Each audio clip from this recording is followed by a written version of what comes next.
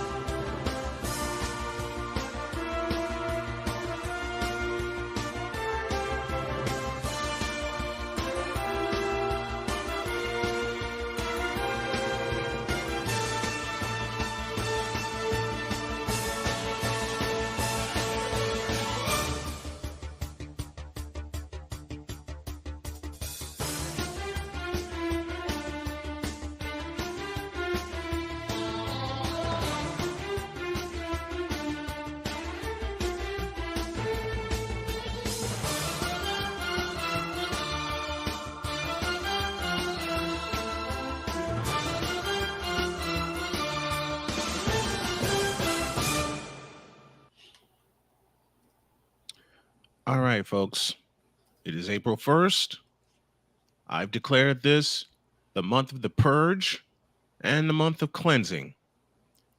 So I begin with the following statement, considering the anniversary that Thursday is. And the messages that I got within. Davu Denavifer, Delbert Yates Jr., and Jody Dials, y'all are some stupid, cowardly bitches. This is how we're going to start April 1st? Oh, hell. Yep. Let's go!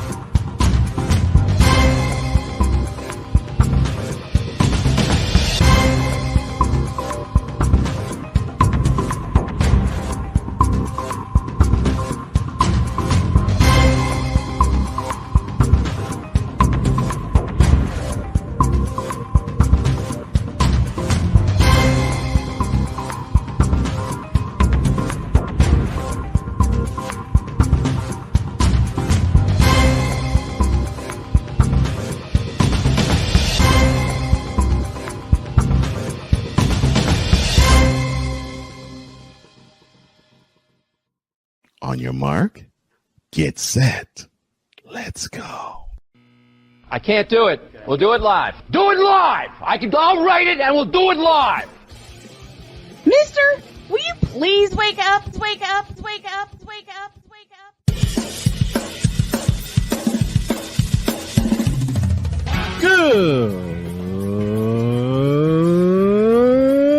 Good morning. Kevin Durant, you should have never left California. This bronsexual upset me in having to bring this teenage idiot from Wisconsin into a sports conversation. Are you really surprised the Cowboys are giving up on Ezekiel Elliott? Whoa. Hell no! Well, no one cares about baseball. Bitch, are you for real?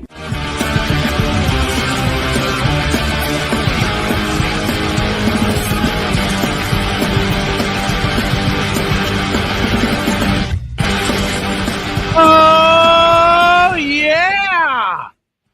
It is April 1st, and it's time to roll. Good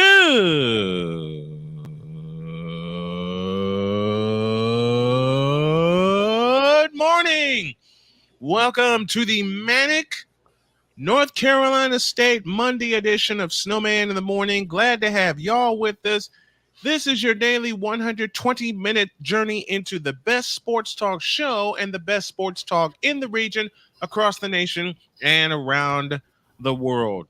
We're getting some new television partners together, as well as some new radio partners together. That's why you see us on YouTube only. You hear us on YouTube only for the time being, while we blow up the foundation and put everything back together. And believe me, for season 11, it's going to be stronger, it's going to be better, and it's going to be more in your face than ever. Speaking of season 11, we have a date for that. It is Labor Day.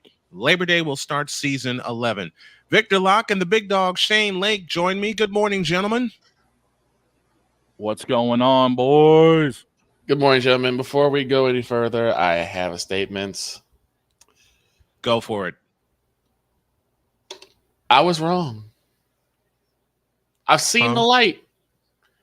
Oh, no. After watching countless hours no. of his highlights on YouTube, after scrolling through several pages of Facebook, I've seen the light. I realized that I was wrong. About? That the greatest player of all time is indeed one LeBron James. I mean, trust and believe. I didn't think about it. But as I was watching, I was like, oh my God. He is superior to Michael Jordan. The likes of Kobe Bryant, the likes of Larry Bird, the likes of Magic Johnson. None of these guys can compare to the magic that it is the King. Not just Yo Kang, but the Kang. And I realized that I need to sit at the altar of the City Fifth. I need to listen more to Ryan Hollins. I subscribe to Nick Wright. They were right. I was wrong. Now, Tell us you need a mental institution. Now, Just a minute. Now, With fellas, all of that, there are two words that'll follow all those statements. just check the date. Mm-hmm. April Fools. Because that is the only time you will ever hear me talk about that nonsense. Same here. And That's I the don't only even time- have to. I could not get away with doing that joke for the simplest of reasons. Y'all know me. That's why I Y'all had know to me. do it.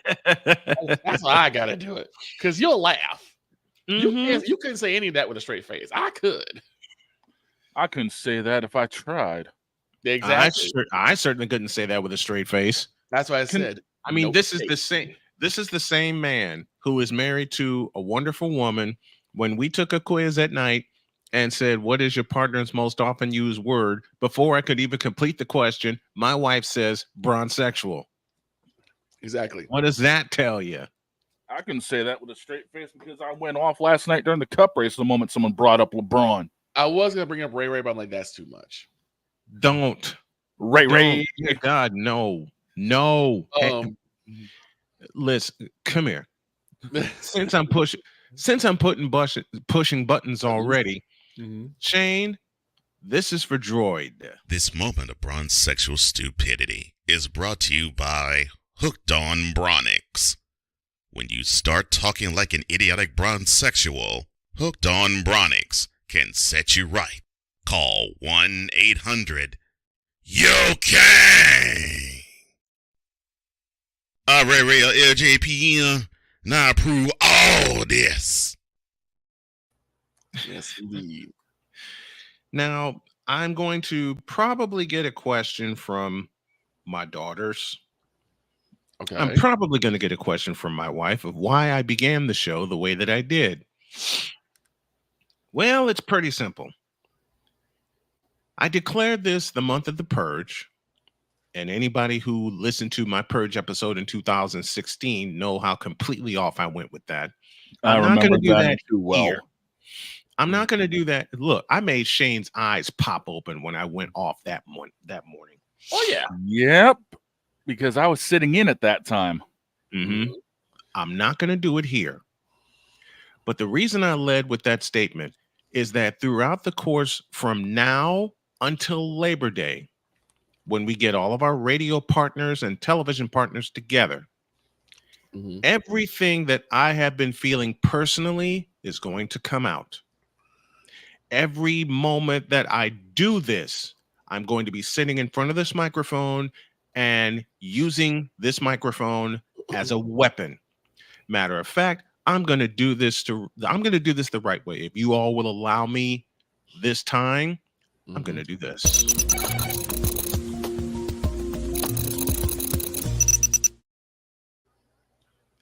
If y'all will allow me to cook again. Please do. I'll go get the spices. You ever trying to get started and you feel a sneeze coming? Mm-hmm. Like that? Excuse me. Go. Will we ever see the City Fifth or Ray Ray in the LGBT? Yeah, you'll see him. Trust me. Now, I'm going to reset that, and I'm going to push this button again.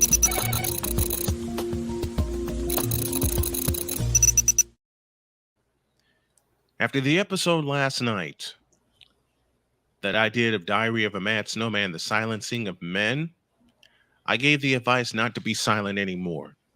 I am taking my own advice, and I'm not being silent anymore because, quite frankly, I'm sick and tired of people trying to tell me and my crew how to do our jobs. It's one thing to give advice. It's another to say something to the tune of, that's how I would do it. Case in point, Mr. Delbert Eugene Yates Jr. When I ran into a personal problem, he said to me, and I have to do this one the right way to honor our executive producer, Cole Johnson. When I ran into a personal problem, he said to me, quote, "I'd give this broadcasting up and move out of Indiana. That's what I do." Close quote. Well, guess what, you stupid ass? I didn't give this up. I'm not going to give this up. This is my weapon against you. This is my weapon against all who come against us. Now, that's part one. Part two, the former roommate. I identified him by name. I will not do it again. The former roommate who conspired with a former girlfriend to put me in an emotional pretzel. An emotional pretzel. Why? Money. They were greedy for it. I didn't have it, so the walls closed in on me. I survived that. I'm a survivor. I'm a conqueror. I'm a warrior. And what pisses y'all off the most, I'm a winner. And that's all who I associate with. That is all who I will ever associate with. That includes my family. That includes the crew on this show. That includes the crew that's coming into Snowman Multimedia. So you can talk any kind of blank that you want. I don't care anymore. I don't care. All right? And let me hit Delbert between the eyes. You're just mad because I have a woman and a family that actually loves and appreciates me. And by the look of your pictures, your woman doesn't want a doggone thing to do with you. Search the name Dale Yates Jr. on Facebook, folks, and take a look at the pictures. Take a look at how many pictures where his arm is around her, but it's not reciprocated. Could I be wrong? Totally. Do I think I'm wrong? No. And why am I choosing this morning to be petty? Because as I said, I am cleaning out the old foundation. I'm getting everything out of me between here and Diary of a Mad Snowman and a couple of bonus episodes of Snowman Unfiltered, which I am going to put behind a paywall beginning in June. This is the best sports talk show in the region, across the nation, and around the world. And to the three individuals I named at the top of the show, ain't a damn thing you can do about it, and ain't a damn thing you can do to stop it. That's Snowman's take. What is yours?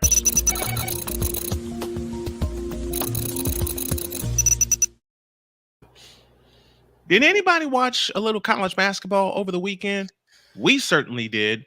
And there is a heavyweight fight, not a match, not a sparring.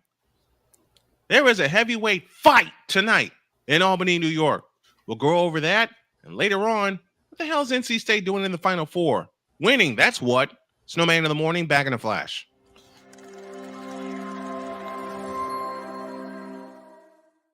Everything Boston. I love you morons.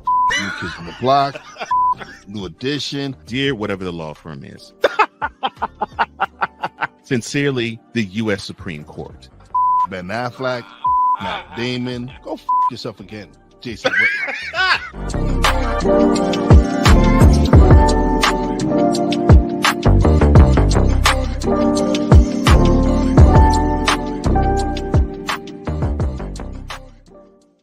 Join the transporter to Hades. Your butt and gut becomes one. Join the reformer of hooker whores. This is my daughter, Placenta Booty Johnson. Join the bronze god. Whenever you are in distress, take off your baseball cap and throw it in the air. Join your very own superhero of broadcasting, Chris Bass. So whatever color crown they get, they palm it and do 2 circles, and that translates to, I can beat up black people. As she takes you through the week's paces in Baseline. Live every Saturday at 8 a.m. Eastern, 7 a.m. Central, Pacific Time Zone people, just stay asleep when this is on live and just catch the recording. Oh, I'm sorry. Exclusively on the Chris Bass YouTube channel.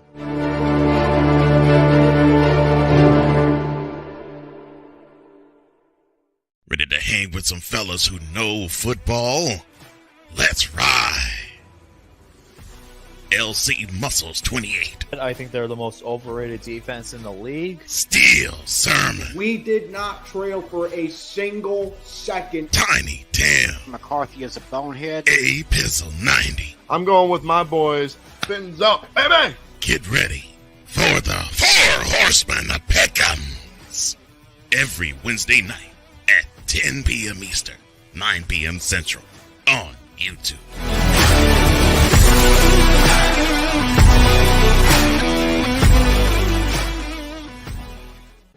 Mister, how do you operate this Twitter thing or this Instagram thing or whatever the heck? You're supposed to know all this stuff. Anyway, welcome back to the show. Welcome back to Snowman in the Morning. Brian Snow here. Shane Lake and Victor Locke along with us. RC, the Aces and Hawkeyes guy and Bruins guy is the first one. Says, well, morning, Snow and company. Good morning to you. Sig Diggy joins us from Norway, and he was the one that posed, will we ever see the city fair for Ray Ray and the LJPN again? Yep, we will. And you got this. Slam Hard Barbecue. Tastes so good, you better kiss and tip the waitress. I do it every time she cooks. Believe me.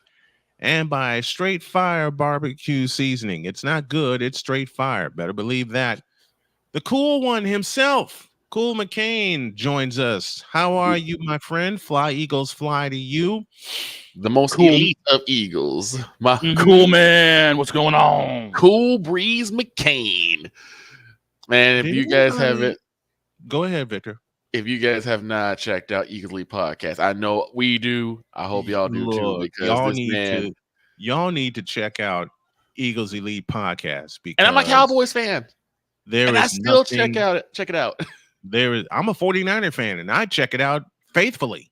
Right. I'm a Patriots fan. I check it out faithfully. In fact, I want to have all of them on my show. Okay, you heard me. We get those guys on here. Ooh. Yeah. Oh, and check out NFC Beast with those guys. YSL Hefe as they break down the NFC East, especially as we head toward the draft. The wise to women's basketball, and there's a heavyweight fight tonight at Knickerbocker Arena in Albany, New York. I know it's called MVP Arena, but bear with me. It's a rematch. The LSU Tigers and the Iowa Hawkeyes. Clark Reese 2. Let's get it. Let's not forget, yesterday we had the fight with Duke and UConn. Now we get the bigger matchup, LSU Iowa. Yep. UConn and Paige Beckers and UConn was not playing around. No. Against Duke. They were not playing around against Duke. And I feel for my boy Chris Edwards, who was the radio voice of the Lady Devils. Man, who expected Duke to get this far? Nobody. The Sweet 16. Not a lot of people. Not a lot. Exactly. Exactamundo. Man, when I tell you Saturday. Oh boy. Oh man, Colorado gave it their best effort in the second half, but Iowa was just on their game. The juggernaut that is Iowa right now. You know the wildest thing about that, Caitlin. It was not Caitlin Clark's best game, but Far 15 from it. assists. But 15 assists say another story. I was like, to a lot of people, myself included. I mean, she accounted for what was it, 72, 74 of their points. 74 Whether it was 74 of their points were accounted for by Caitlin Clark. She was 6 rebounds away from a triple double. I'm like, oh man, she was really flirting with a triple double. And here's the damn thing about it: she was ice cold from 3. She really and was. somehow she got inside more and more as the game went on. And that's she was gun running to the basket. And that's the sign of a great player. Angel Reese, same thing. If the outside shots aren't hidden, what do? You go inside, and they could not stop her. You start with the inside, you move to the outside. They couldn't stop her at all. I got to give props to Jalen Sherrod. She put up one heck of a fight. You know what? Jalen Sherrod is now one of my favorite underdog players. You know? She was balling that game. Yeah, she was. She put up one heck of a fight. And really, she was the one that kind of facilitated the small comeback that Colorado was having, because there were a lot of times where there were some errant passes on the side of Iowa, and she was able to put pressure on the passer and able to get a lot of steals. Yeah. I gotta give her props for that. But Iowa, as I said during that game, they just had that one dagger run that just put the game out of reach. Yeah. And that was something you had mentioned, Shane, during the top of the broadcast. And for those of you that are wondering, 4,000 plus viewed that call of ours on Saturday. In fact, I'm trying to get numbers from both the games. Let's go to LA. Let's go to the early game, LSU and UCLA. And it was something that I noted during the game. UCLA went inside early.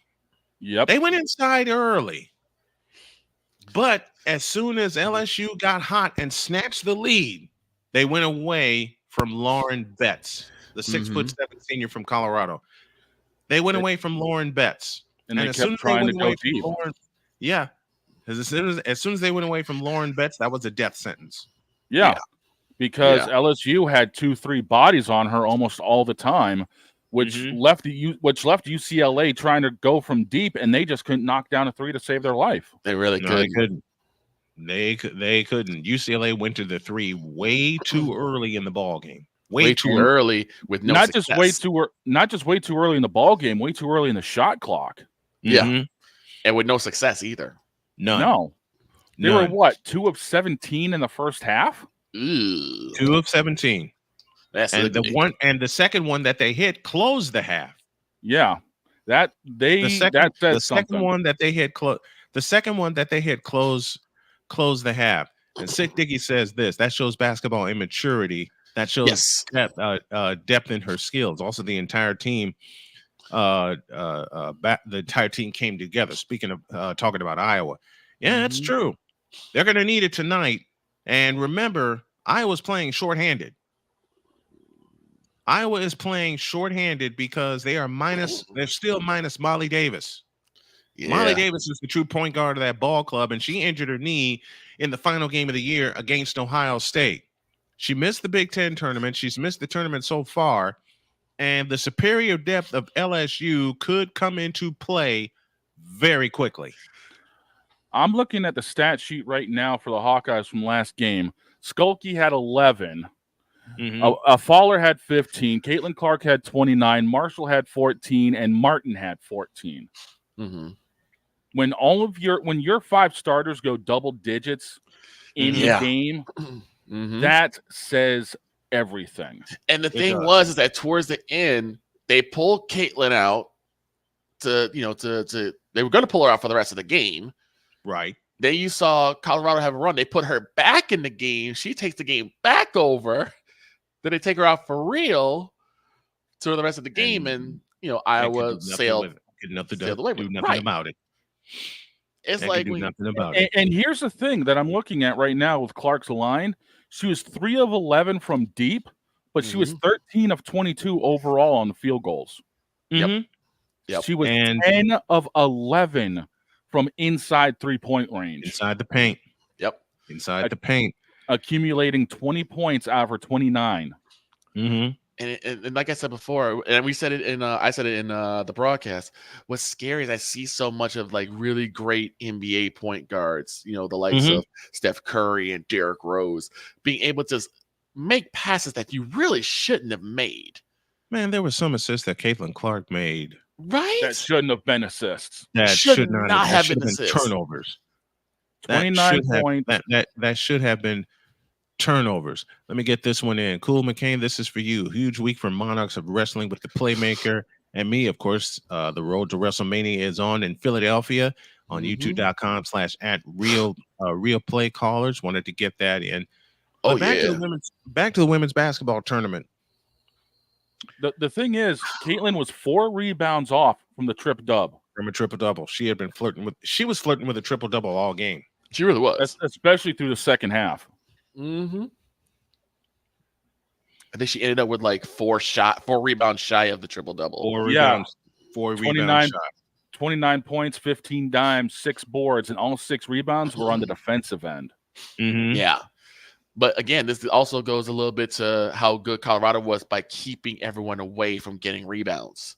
Yeah. They did a really good job boxing out the defenders, so there were more offensive boards. It's really indicative of just how game Colorado was. They just went up against a buzzsaw.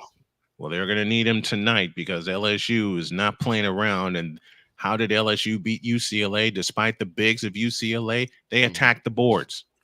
And they attacked the boards to the tune of 26 offensive rebounds on Saturday. 26 of them. Here's the question. Will someone be pointing at their ring finger again this year? That was the big noise last time. Would I be surprised if that happens? No. No, I wouldn't either. And let me do this also, because the story had been circulating, and it has been circulating since the matchup was set, that Caitlin Clark and Angel Reese are not close. That's bull. Oh no. When you get between the lines, it's on and popping. When it's out of the lines, hey girl, call me. Let's hang out. Well, that's their friendship. Here's the thing. And that's how it's supposed to be. Here's the thing. People don't seem to realize what competition is. Competition is, yeah, we're gonna go at each other. We're gonna body each other when it's in between those 40 minutes. But after that, we're gonna hang out. We're gonna work out together. This is a friendly rivalry between the two. And that's what I said last year when people made so much about Angel Reese pointing to the ring finger at Caitlin Clark. And Caitlin's like, okay, I came up short. Let's do it again. Let's run it back. And they're going to do it again tonight. For my anime fans, it's a lot like the battle between Goku and Vegeta in Dragon Ball. Yes. It's over 9,000. That's what it is. They push each other to be better.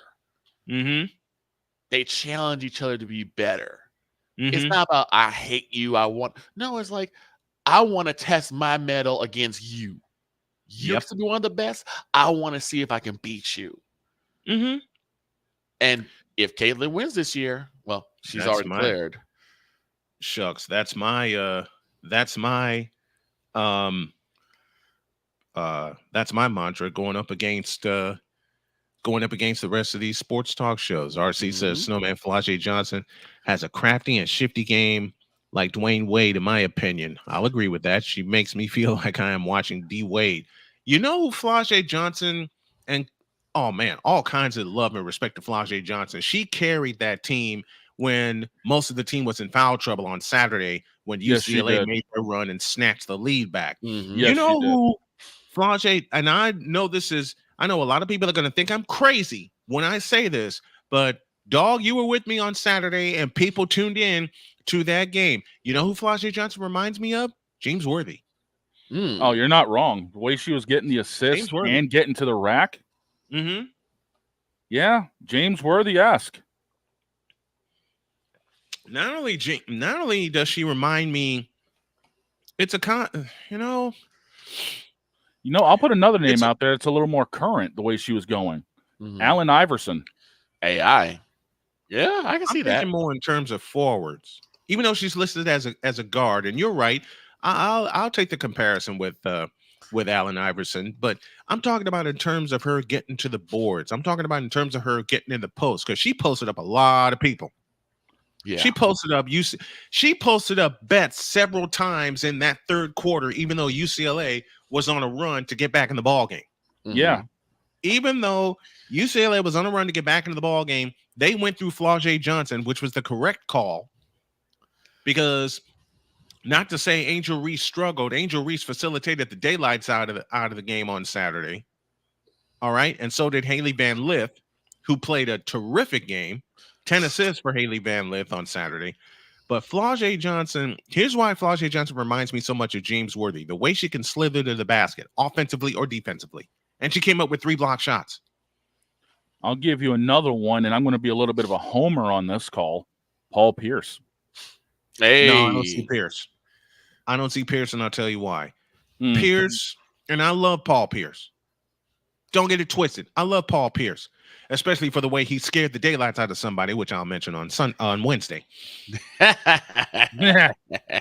Here's why I can't put Paul Pierce in that conversation. As much as he went in, as much as he tried to bully people inside, he bullied them more from the outside.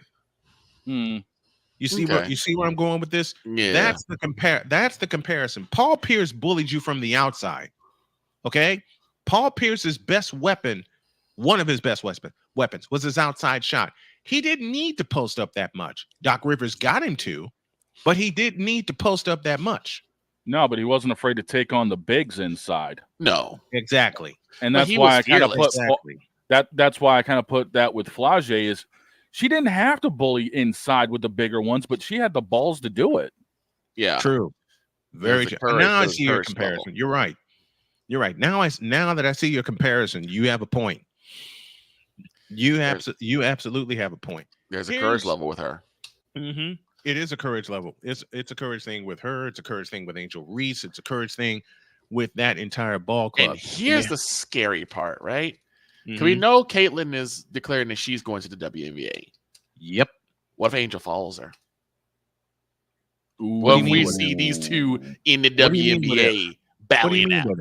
Well, I'm talking about this coming year or this coming season is what I'm saying. Did you not hear my question? What do you mean? What if? Well, I'm saying I don't know if Angel Reese is declared already. I don't think Angel Reese will go. I don't think Angel Reese will go, and I got 2 reasons. One, she doesn't like how the WNBA handles its practices, and she's made no bones about it. Okay. And secondly, she may get an offer from Ice Cube, just like Caitlin Clark has. Oh, really?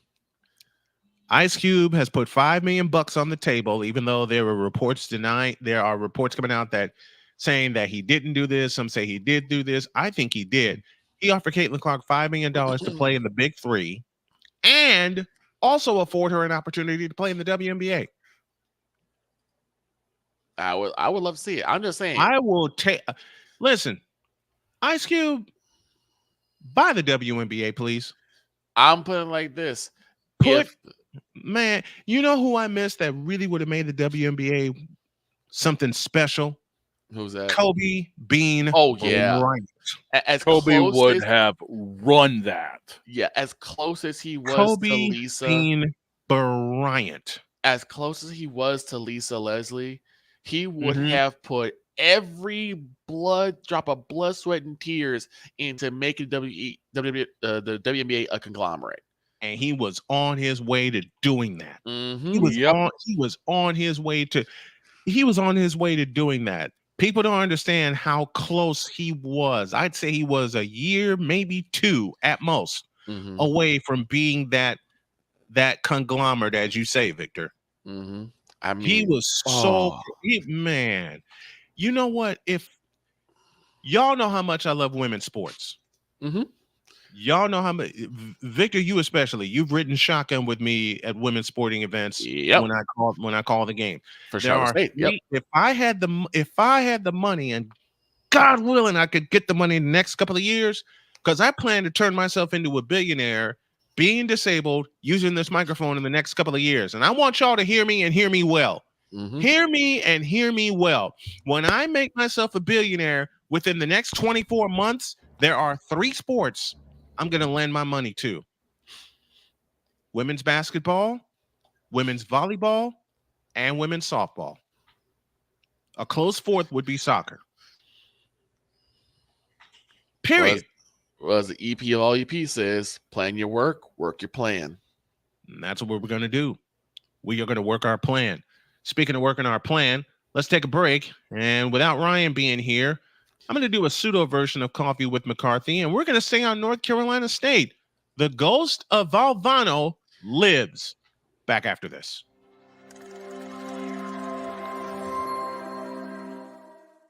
Attention sports fans, looking for the ultimate gear and apparel to show your team pride? Look no further than Fanatics, the #1 destination for sports enthusiasts. Visit snowmanmultimediasports.com today and shop a wide selection of officially licensed merchandise from your favorite teams and players. From jerseys to hats to accessories to collectibles, Fanatics has it all. Don't miss out on the chance to elevate your game day experience. Head over to snowmanmultimediasports.com/fanatics and gear up like a true fan with Fanatics. Officially licensed everything.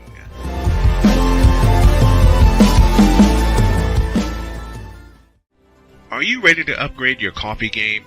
Prepare for an invasion of flavor with Invader Coffee. It's the caffeinated elixir that fuels champions, the blend that pushes boundaries. Whether you're battling deadlines or exploring uncharted territories, Invader Coffee has your back.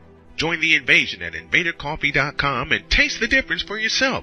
Use the code SNOWMAN for 15% off your first order. Invader Coffee, veteran owned.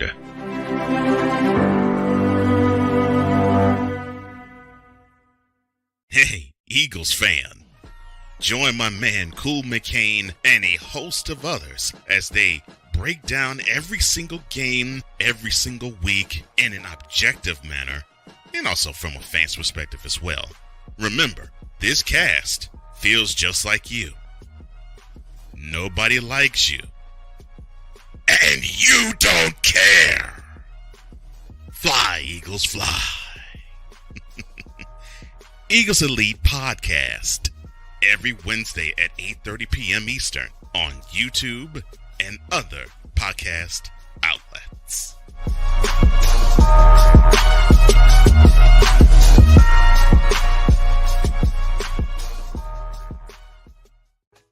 Mister, how do you operate this Twitter thing or this Instagram thing or whatever the heck? You're supposed to know all this stuff. Anyway, welcome back to the show. I love my beauty when she brings us back from break. SNWMN Multimedia is where you can find us. And, you know, I had launched and acted on an idea to, like, uniform everything. F that. I got a monetized channel. I can work on a second one. And I know how much time it's going to take. But we got this one.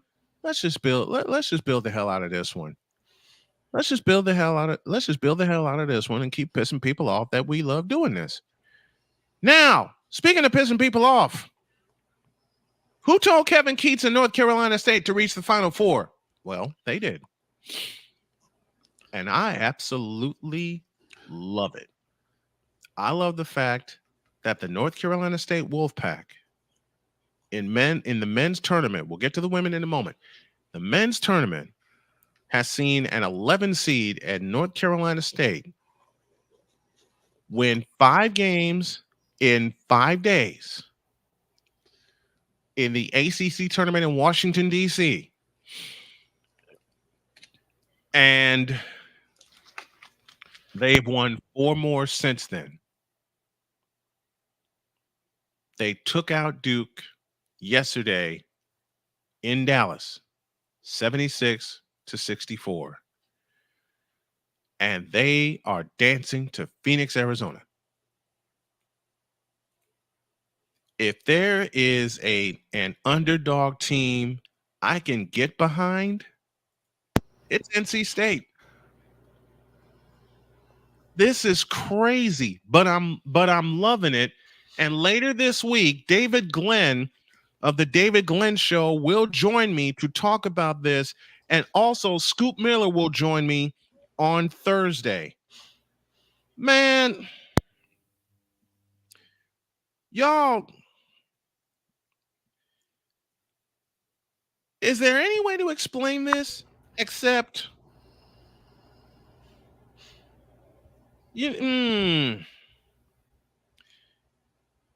Twisted Sister. Mm-hmm. We're not going to take it anymore. That has been the mantra of NC State. Yep. We're not going to take it anymore. We're not. They have been overlooked.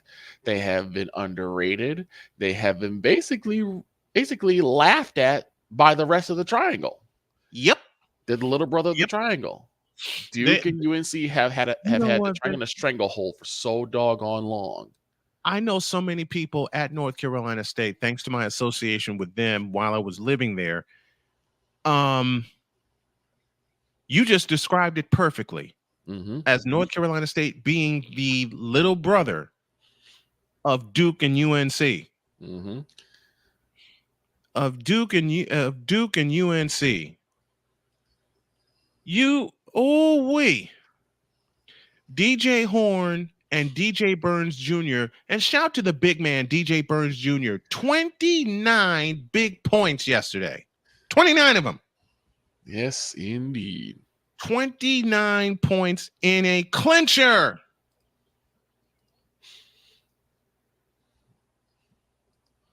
in a clincher.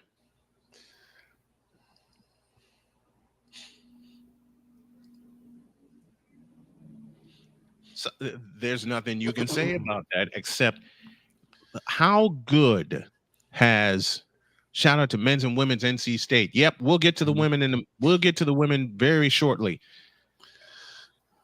Tell me this is not, and I know a lot of you may not remember this. Tell me this is not 1983 all over again.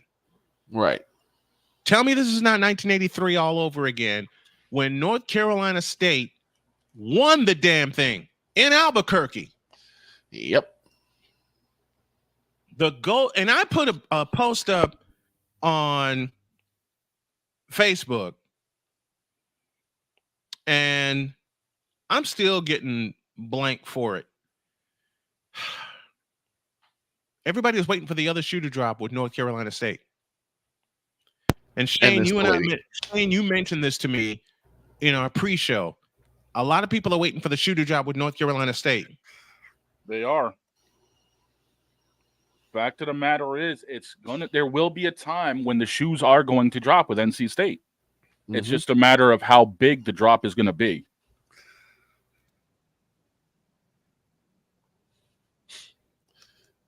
It'd be something for the Wolfpack to roll into Arizona and show everybody whose game this is, with everybody saying NC State. Yeah. Yeah. Yeah. I did my question of the day. I did my Snowman Daily Trivia today.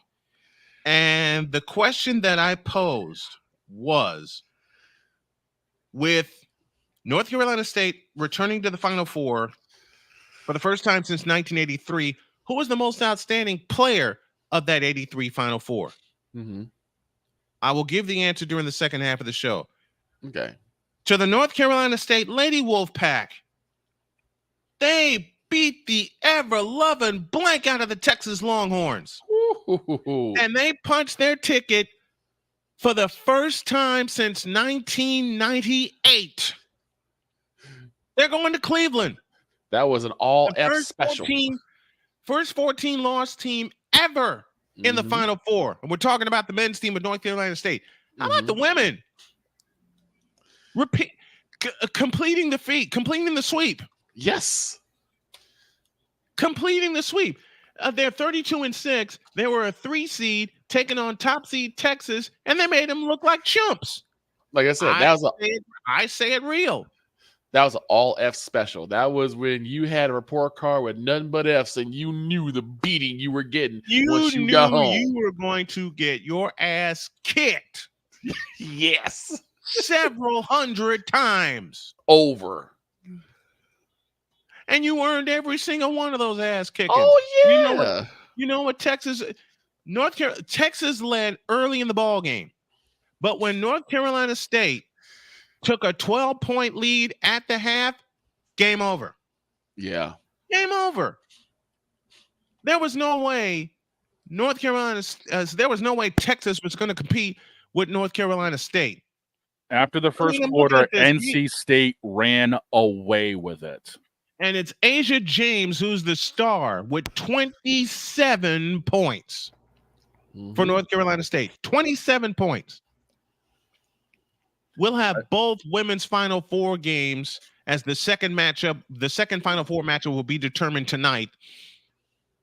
I'm looking forward to NC State playing South Carolina Friday night.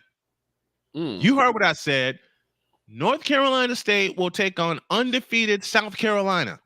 And we're awaiting. They will determine the time today. They're calling it now. Ooh, boy. They will, I believe they will determine the time either tonight or tomorrow. I just got to get through USC UConn and Iowa LSU. And Iowa LSU. I just got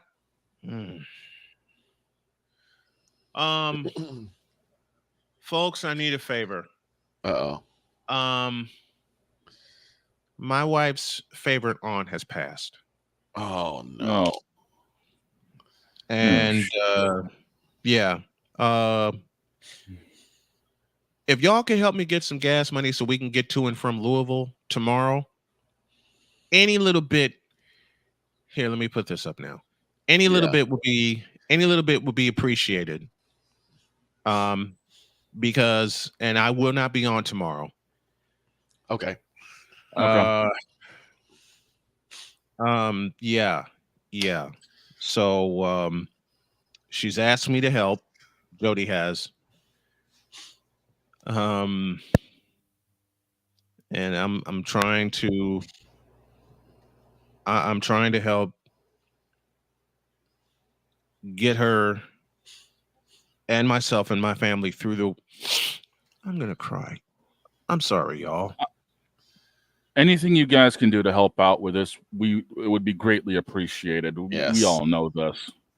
Snowman, why don't we take a break? You can get yourself refocused, and why don't we come back? Yeah, let's retool. Let's get a break in while we can. Give yourself a few minutes. All right. I'll be back, guys. We'll be back. We're gonna talk more, but take a few minutes. If y'all can help, like with some gas money, so we can get to and from Louisville, I would appreciate it. Give me a few minutes. I'll be right back.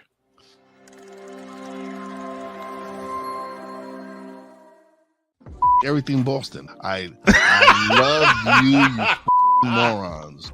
New Kids on the Block, New Edition. Dear whatever the law firm is. Sincerely, the U.S. Supreme Court. Ben Affleck, Matt Damon. Go yourself again, Jason Whitlock.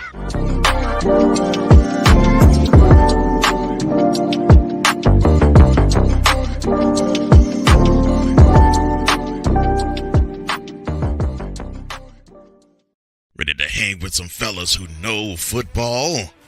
Let's ride. LC Muscles 28. I think they're the most overrated defense in the league. Steel Sermon. We did not trail for a single second. Tiny Tim. McCarthy is a bonehead. A Pizzle 90. I'm going with my boys. Fins up, baby. Get ready for the Four Horsemen of Pick'ems. Every Wednesday night at 10 p.m. Eastern, 9 p.m. Central on YouTube.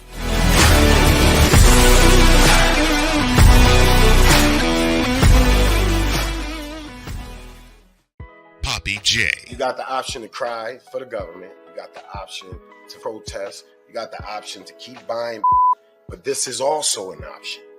Wise El Jefe. We're the first tech geeks. We're the first gamers. We're the first everything. Everything. Like Gen X's, we are the ones. BS3 Network proudly presents the crew from the New York boroughs who never wants that smoke. Nah, they want that fire. Bobby J and Wise El Jefe. Fridays at 9 p.m. Eastern, 8 p.m. Central. Check your local listings for your viewing and listening pleasure.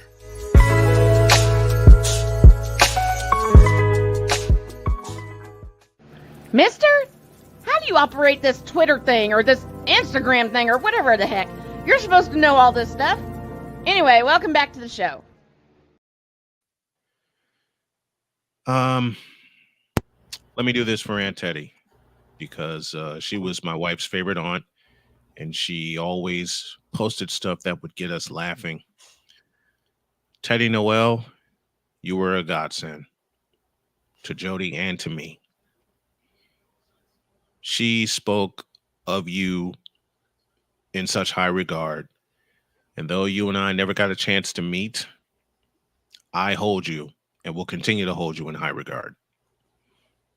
Just because of the way you supported my wife through any and everything. When other family members wouldn't, you did. When other family members said no, you said yes. When other family members turned their back, you did not. And from me, from your niece's husband, that means a lot to me.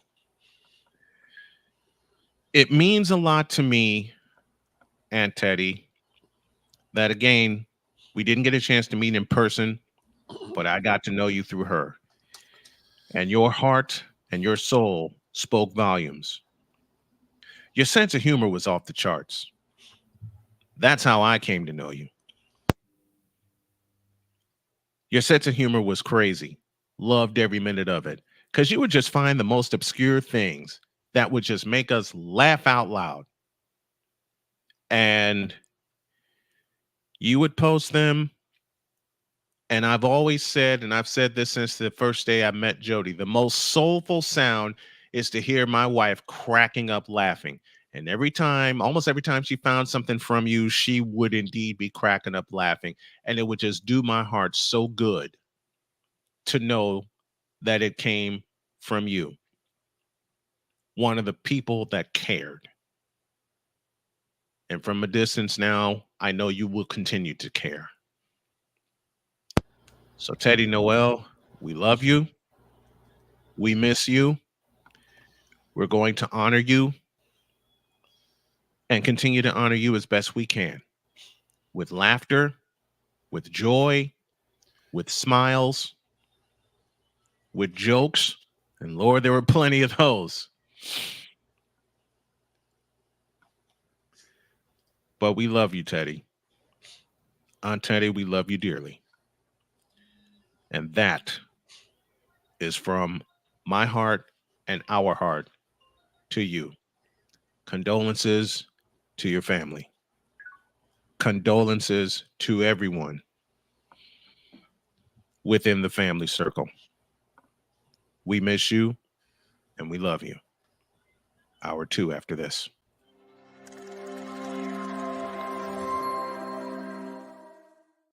Everything Boston. I love you morons. You Kids from the Block, New Edition. Dear whatever the law firm is. Sincerely, the U.S. Supreme Court. Ben Affleck, Matt Damon. Go yourself again, Jason Whitlock.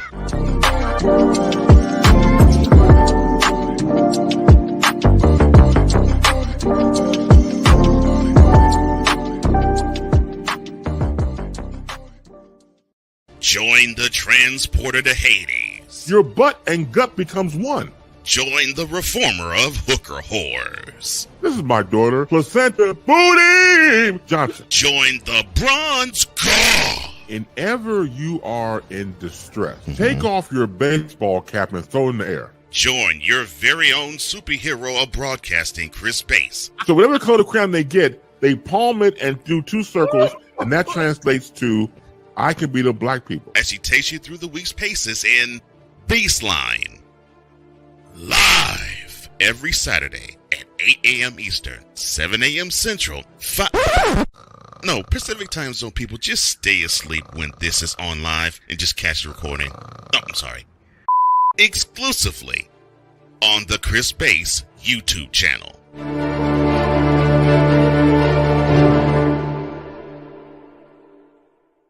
Ready to hang with some fellas who know football? Let's ride. LC Muscles 28. I think they're the most overrated defense in the league. Steel Sermon. We did not trail for a single second. Tiny Tim. McCarthy is a bonehead. A Pizzle 90. I'm going with my boys. Fins up, baby. Get ready for the Four Horsemen of Pick'ems. Every Wednesday night at 10 p.m. Eastern, 9 p.m. Central on YouTube.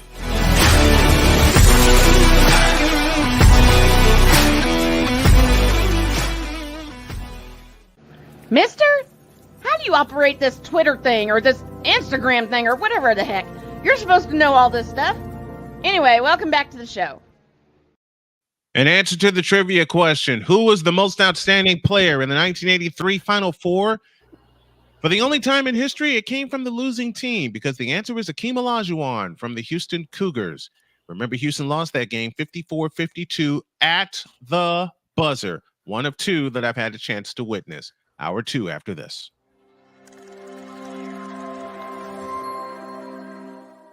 Where did the time go? I don't know how I got here. You've done the hard part. You quit smoking. Now do the easy part and get scanned for lung cancer. If you smoked, you may still be at risk, but early detection could save your life. Talk to your doctor and learn more at savedbythescan.org. If you're talking, they will hear you. We all want our kids to grow up safe and healthy, so we show them how. And we tell them with honest conversations that let them know what we expect. Not just one time, but every chance we get. That's especially important when it comes to alcohol and other drugs. Kids not only need to know the dangers and how to avoid them, they need to hear it often from you. And when it comes to pain medications, opioids, they need to know that they should never be taken without a prescription and never shared with friends or family. It's dangerous and illegal. So talk with your kids and guide them through the challenges of growing up safe and healthy. Because when you talk, they hear you.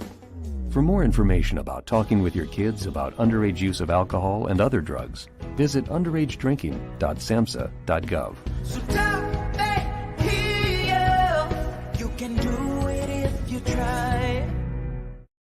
He was only 58 years old when he passed away. That outcome could have been different. Colorado happens to be one of the worst states for radon levels. It's in our ground, and it seeps up. The more you breathe radon, the more chance you have of DNA being hit and the cell mutated. The EPA estimates 22,000 lung cancer deaths a year caused by radon.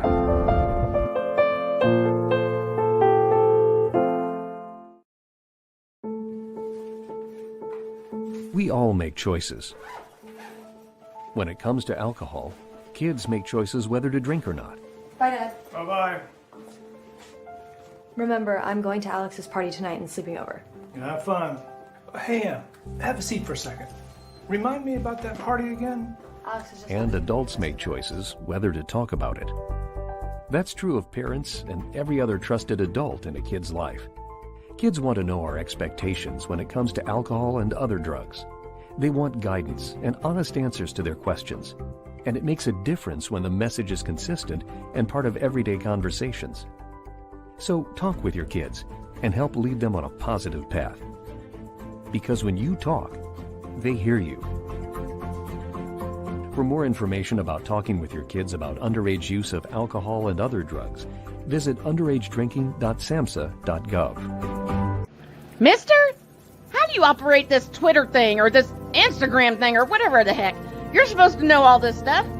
Anyway, welcome back to the show.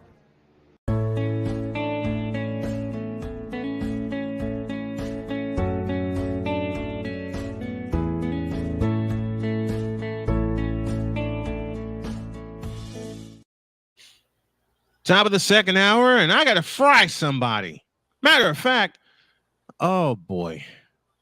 I will tell y'all now, this was not planned until Shane gave me the news that he gave me. With Can that I thought ask in a mind. question before? In a world where partial greatness is celebrated and total greatness is shunned, there stands to be a figure on the lips of those who love him and those who hate him. The inane comparisons to... Okay, false start. Victor had a question before what? What's your I was question? gonna say my April Fool's joke has come back to haunt me. No, it was just a little question that I just want to kind of throw out. There's a little bit of a little fun thing, kind of like just to give a little bit of positivity because I know Does LeBron suck? Yes. Well, no. Well, yes, but no. Yes, but no. Just a quick question for you guys, as for the panel. Name your 3 favorite non-cartoon old school theme songs from a show that just tugged at your nostalgia strings. Only 3? We're trying to keep it for time's sake. Once again, only 3? I know you have 100, Snowman. I'm just trying to keep bringing down. No, I got 500. Shut up. Okay. Okay. All right. Since Victor want to play with me, since Victor want to mess with me, wait. Technical difficulties. Since Victor, okay. Since Victor wants me and the fight against machines continue. And Yes. Chetty, love you, girl. And we're continuing to laugh the way you taught us to laugh. Since Victor want to play with me, you know I'm gonna get your ass for this. No, I know. That tugged at my heartstrings that are not cartoons. Yes. I'd have punch you right in the throat. I know like 3 or 4 of them off the bat. You better. 1.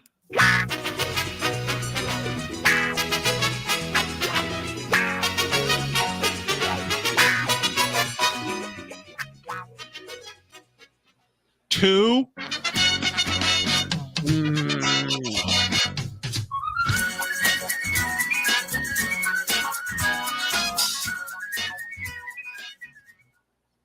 And of course,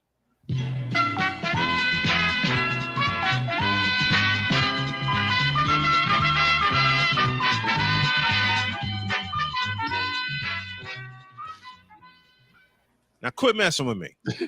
Big dog. All right, my 3, Knight Rider. I grew up watching that. Oh, hell yeah. Give me Super Pursuit Mode. Easy. Right? Give me Super Pursuit Mode, man. Dukes of Hazzard. I like that one Just too. a good old boy. Right. And on the sports side, we use this for the opening for our NASCAR races. The early to mid 90s ESPN Speed World theme. Man, That Bob Jenkins, Benny Parsons, and Ned Jarrett for ESPN, undoubtedly goated. Man, the hell with you. My 3. The first one is LA And Law. I'm kidding as I say that, Shane. What's your first one? LA Law. I loved LA Law's theme. It puts it puts you as like you are on business. See, why did LA Law precede Law and Order? I don't know. Am I wrong in thinking that? No. I swear LA Law preceded Law and Order. I think they may have actually run right next to each other. I want to say they run right next to each other. What's your second one? Second one is one of my favorites from Channel 66, WKRP in Cincinnati. I love the theme. It was a funky theme. I'm gonna hit you right in the mouth. And Honestly, for the most love part, that when I was a too. child, because I was Yeah. only thinking that only things in Chicago would be filmed in Chicago, or things that would be shown in Chicago would be filmed in Chicago. I thought, hey, so am I in Cincinnati? Do I live in Cincinnati now? I didn't know it was. I didn't know it was a fictional show. I was 6, but I loved it. And the last one, and this one has stuck with me, is a show called Night Heat. I remember that. Now, here's the funny thing about Night Heat. For the longest time, up until I was an adult, I was so doggone certain that this show was filmed in Chicago. To the point, I said, I know the street where that final still is on. Mm-hmm. And then I looked it up and found out that it was actually filmed in Toronto. So I'm an idiot. But 2, you know, wait a minute. Beautiful On that city. note, you know a movie that made me feel like an idiot because of the connection to my hometown? Matrix. Oh yeah. Matrix messed me up. Because you're like, wait, I know that place. Wait a minute. All the references to Chicago. All of them. The subway, the street names, the food places. Yep. Like, I know every one of those places. That some bitch was filmed in Australia. Yes. Okay, I'll give you guys a twisted fact real quick. The first time I ever watched Knight Rider, you guys are not going to believe this. Here in Maine, we actually picked up WGN. Really? Yeah. Nice. Oh, that's beautiful. Look at Sick Dickie's list. Airwolf, Magnum PI, and Perfect Strangers. Honorable mention is for a movie, Beverly Hills Cop, Axel F by Harold Faltermeyer. Yo, I can't get that thing. I will never be able to get those themes out of my damn head. Thank you, Sick. I'm applauding for that. My man Sick coming through with some bangers. I got 3 of them sports wise. I got 3 of them. I got 3 of them sports wise. Y'all know these. Let's go back to 1985. Here's the first one. Oh, yep.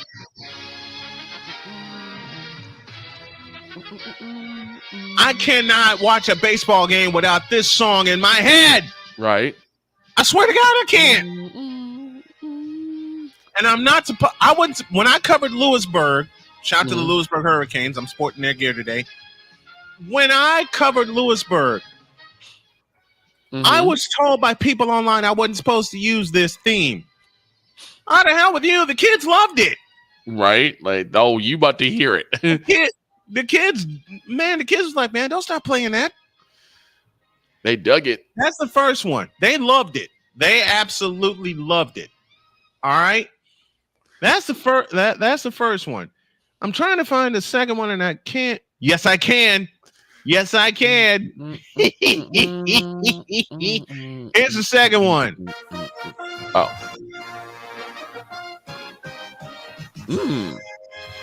Little Monday Night Football. Monday Night Football. The old school version. Which one was this? 85? ABC. Yep. ABC 85. Nice. That was a guess. I had to dig for this one. I had to dig for this. You got a pickaxe for that one. Man, a pickaxe, a shovel, a hatchet. I had to dig for that. That took me 3 hours to find. And of course, if y'all know me, the third is actually a tie between this one, NBA on NBC. Oh yeah.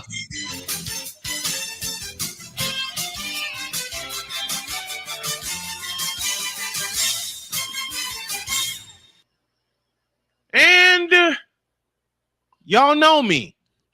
When I was living with my mom and I was doing this show in my mom's basement, y'all know my warm-up music.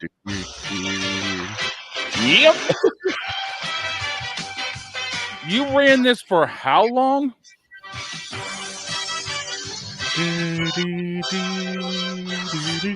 He used to use these for some of the Chicago State games. I sure did, and didn't care who thought what. I got yelled at. Wait a minute. I got yelled at when I used the first time I busted this theme out at a Chicago State game. I got yelled at by the radio station. And it wasn't John either. No. John told me to use it. Right. John said, go for it. It was the other. Bob told me to use it. Hell, Bob engineered this. I can't cuss. I can't cuss. I don't know what I was going to say. It was the other executives that told me to quit using it. I say, don't make us pull out that clipboard, Snowman, the notebook. I got 5 of them here to my left.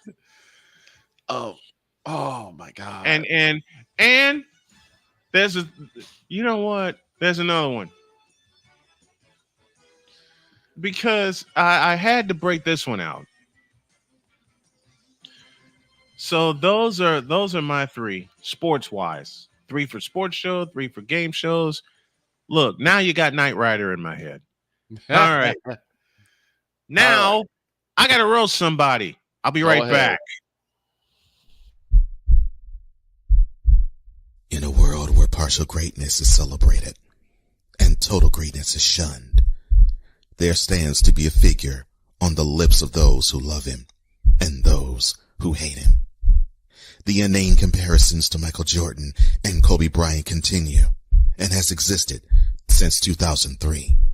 There is no end in sight, for the battle between those who unconditionally love and unconditionally hate him wages on.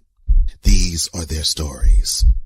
Welcome to the Bronzexual Confessions.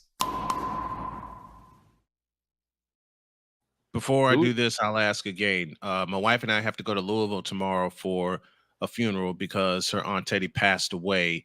And if anybody can help with some gas money to help get us to and from there and to and from the rest of the week, and also to help put some groceries in the house so I can do my part, that would totally be appreciated. All right, droid. Bring your Rudy Poo candy ass in here.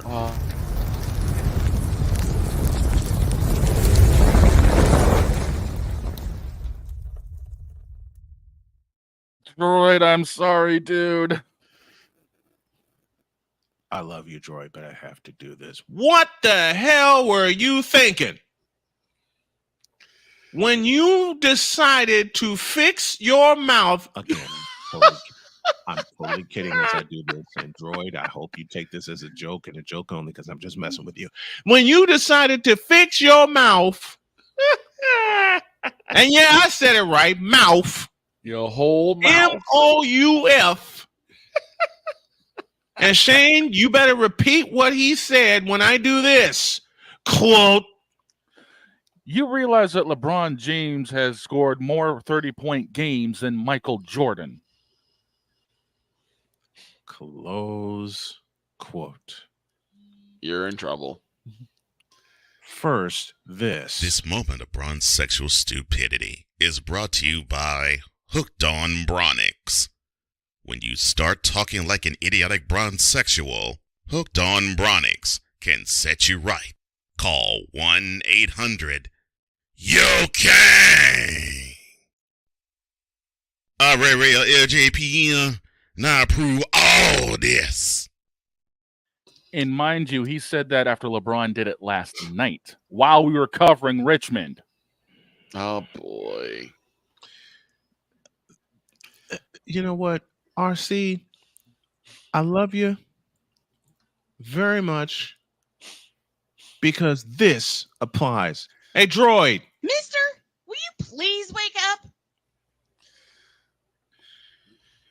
Chicago's own Southside Slapbox Academy and Camel Clutch Wrestling Academy bring this hot seat to you.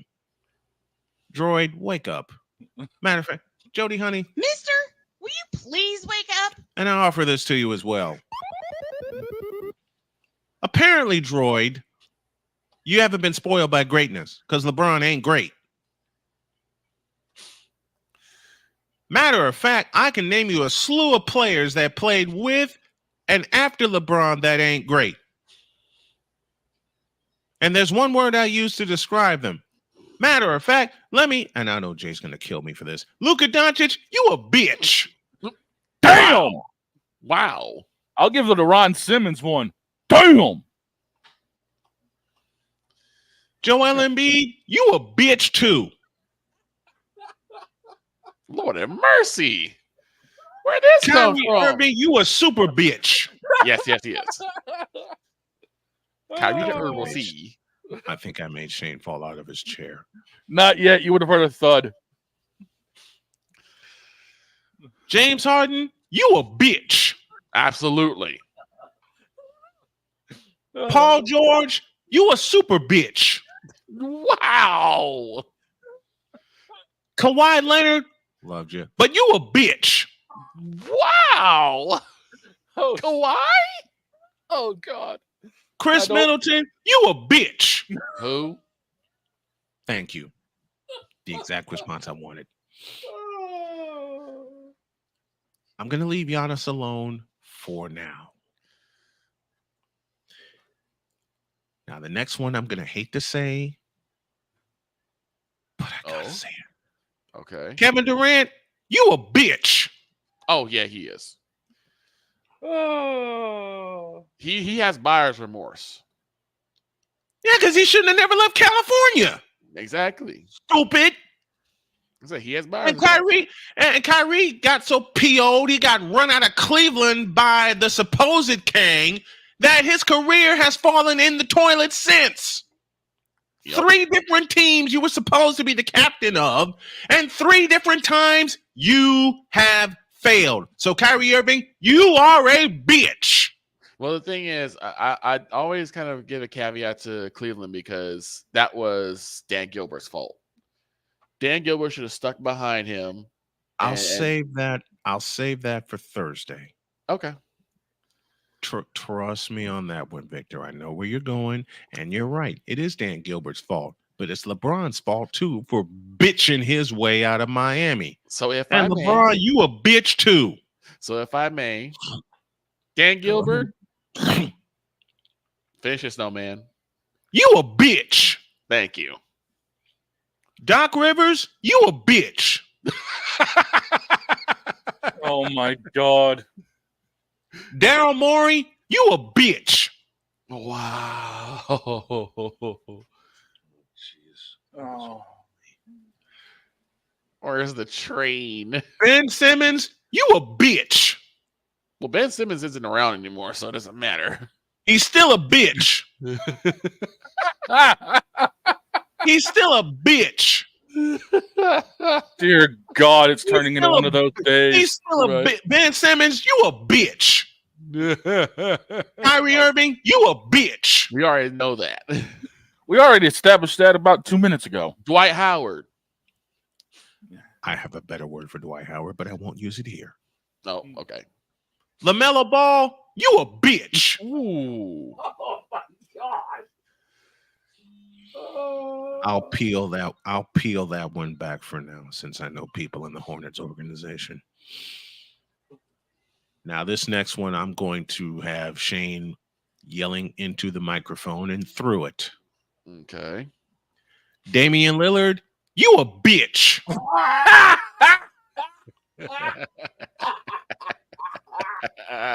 Oh my God. For leaving the Portland Trailblazers when they were trying to build around you, and now you with a team that's coached by Doc Rivers. How far have you fallen? Yes. I am so glad I finished my second can of Monster before you started this rant. Buyer's remorse for the lot of them. Big time buyer's remorse. Matter of fact, let me go down the list team-wise. Dennis Schroeder, you a bitch. Oh my God. Lord, I can't say anyone in Boston because I love that team and how they're built, so I'll leave them alone. For now. For now, thank you. For now. The Brooklyn Donovan Nets. Mitchell, you're off the hook. Oh. But the Cleveland Cavaliers organization, minus Mitchell and a couple of players, y'all some bitches. The Brooklyn mess. Brooklyn mess. Y'all a team full of bitches. Yes, they are. Oh my god. The mecca for the Shadow Realm Wireless. The Brooklyn mess should still be the New Jersey Nets. I'll save that one for later in the week.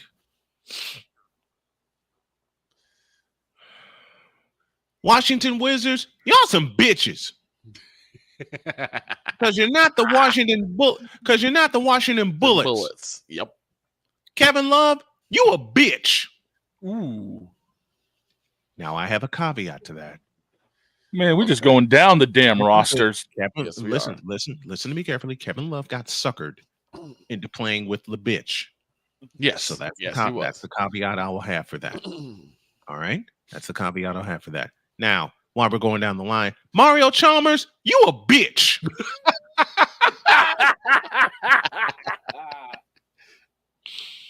Oh God. Chalmers. What did Cole say to me? One morning? Oh, look, Yo Kang has helped Mario Chalmers. My retort was, who the hell is Mario Chalmers? And who the hell cares about Mario Chalmers? Now, this is the end of me picking on Droid. Droid, don't ever bring a bronze sexual stat up again during a NASCAR race, because you're comparing Cadillacs with Hyundais. Ooh. Ooh. Matter of fact, when you do, and I love the way you call a NASCAR race, and I consider you a very dear friend, Droid. Okay, even though we've known each other a short time, so if I'm picking on you, I'm doing it in fun. But when you talk about LeBron and MJ, and you have the god-awful nerve to put them in the same sentence, you know what you just did? Do you know what you just did? What do you do? You just compared a Rolls Royce to a Yugo. Damn! Whoa. Oh, sweet Jesus. Oh, dear God. That was a Lubob pimp job. Lord have mercy. Ooh. I couldn't hold my laughter with that one. I'm sorry. Whatever do to you? You just compared a Rolls Royce, a brand new off the showroom floor Rolls Royce, paid for in cash. Oh. To a used Yugo with half the motor blown to smithereens, and the sumbitch won't ride.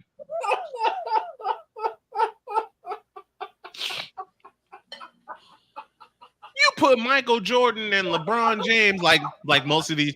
I'm not going to call you a full-fledged bronzexual yet, because you were just pointing out a stat. So I'm going to sort of let you off the hook. But you fixed your mouth. Let me take a sip of this. We're gonna kill poor Shane. I ain't done yet. No. You fixed your mouth, Droid, to Your compare. whole mouth? You fixed your whole mouth to compare the greatest of all time, one thereof, the other is Kareem Abdul-Jabbar. You fixed your whole mouth to compare the king of basketball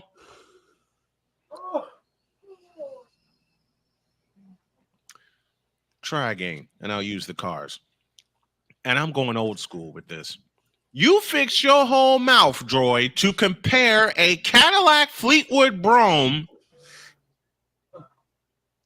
to a Toyota Tercel. What? Oh, God help me. Oh, God, I know that comparison too. Oh. So do I. I drove them both. God. You fixed your mouth, Droid. And Droid, please take this as me joking around with you, okay? Yeah. You fixed your whole mouth, Droid. Oh, God. To compare, and I'm in a Price is Right kind of mood. You fixed your whole mouth to compare a Corvette to a two-door Chevy Aspire. Oh, God. And I had to drive a Chevy Aspire, for God's sakes. Oh, God. Oh. Shane, you're going to laugh off 20 pounds when I'm done. Right? Oh, God, this is one of the times I wish my camera was working. You fixed, Droid, your whole entire mouth. Okay? You fixed your whole mouth to compare LeBron and MJ? You fixed your mouth to compare a Rolls Royce to a Chevy Aspire? Oh, God.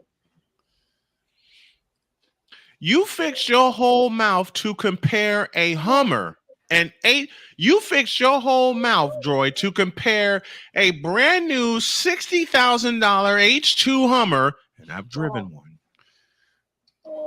You fixed your mouth to compare an H2 Hummer to a Chevrolet Chevette that is worn down to the nub. Really? God. Really? We go in there now? Yes! Oh, God. I'm going to get in trouble for this. Oh, you are already in trouble. Man, you deep in it already. You fixed your mouth, Droid. While I'm doing these car comparisons and I'm talking about a hell of a race caller with Droid, I may as well have all the fun with it. Oh. You fixed your mouth, Droid. I hate you, Victor. Your whole mouth. You fixed your whole mouth to compare an H2 Hummer limo to a Mitsubishi Mirage. Oh, God. And if y'all remember when Jody and I got together, that pink car we had was a Mitsubishi Mirage, and somehow I kept fitting in that bad boy. You fixed your whole mouth to compare an H2 Hummer. Let me think. I did that one. I did that one. I didn't do this one. You fixed your whole mouth, Droid, to compare an H2 Hummer to a Honda Civic. Jesus.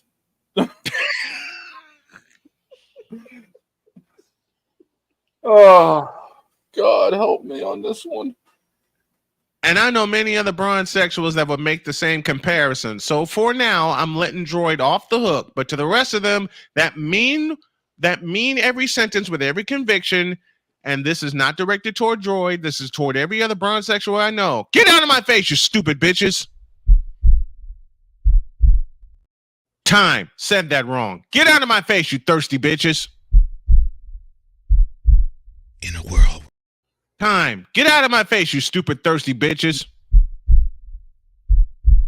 In a world where logic and sense flies completely out the window, while purple and yellow glasses are donned, rises a figure who encourages ridiculous, undying loyalty.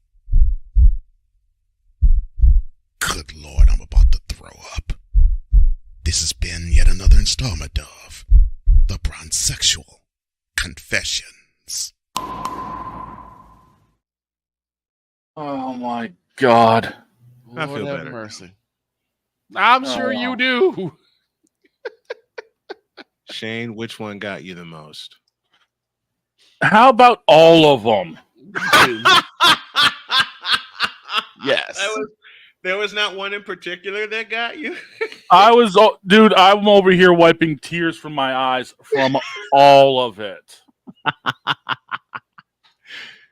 I got to cut the daylights out of that now. Does this eclipse the mini-me on the stepladder now? Nah, that's still number one. Mini-me on a step ladder In the world's smallest Hell in a Cell match. An H2, that's an H2 Hummer to a Chevy Caprice. I was waiting for you to try to go Dodge Viper, Dodge Magnum, but No. You know what? Before we go to break, I'll give you this one. Droid, you fixed your whole mouth. I can't get that out of my head now. Damn you, Victor. Victor, we're going to talk. Oh, no. Goodbye, y'all. Won't be here tomorrow. I'm getting beat up.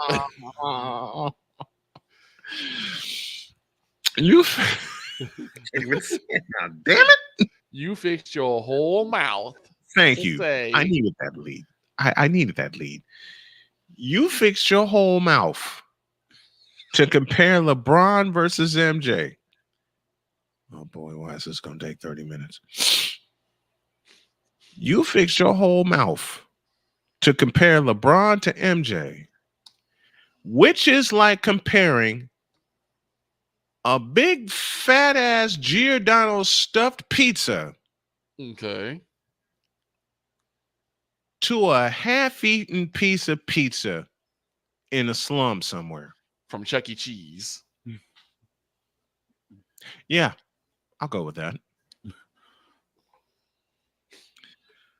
I think we need a break. Definitely. Yeah. We'll be back to wrap up things. Mouth. You fixed your whole mouth.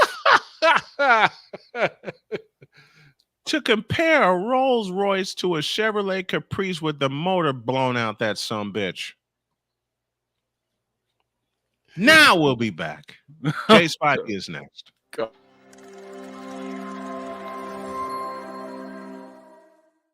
Everything Boston. I love you morons. New Kids on the Block, New Edition. Dear whatever the law firm is. Sincerely, the U.S. Supreme Court. Ben Affleck, Matt Damon. Go yourself again, Jason Whitlock.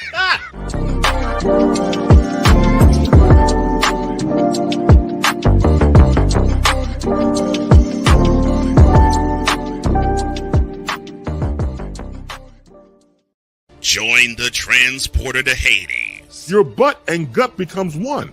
Join the reformer of hooker whores. This is my daughter, Placenta Booty Johnson. Join the bronze car. Whenever you are in distress, take off your baseball cap and throw it in the air. Join your very own superhero of broadcasting, Chris Bass. So whatever color crayon they get, they palm it and do two circles, and that translates to, I can beat up black people. As he takes you through the week's paces in Baseline. Live every Saturday at 8 a.m. Eastern, 7 a.m. Central, Pacific Time Zone people, just stay asleep when this is on live and just catch the recording. Oh, I'm sorry. Exclusively on the Chris Bass YouTube channel.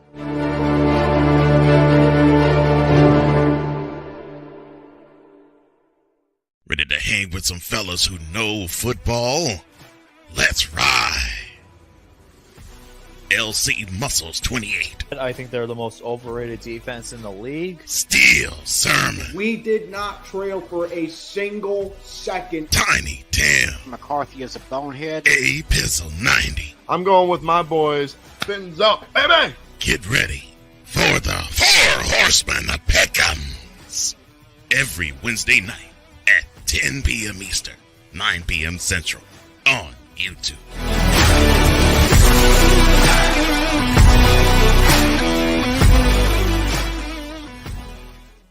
Mister?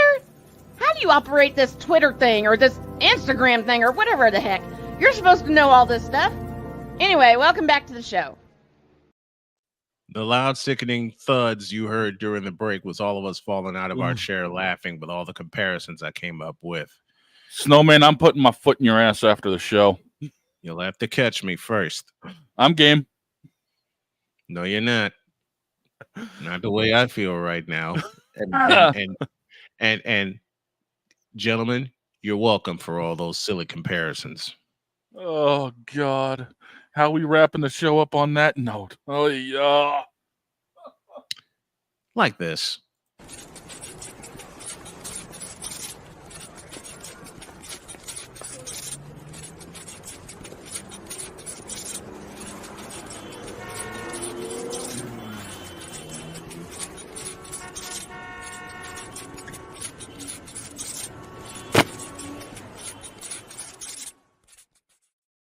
Jay Spivey joins us. What's up, Jay?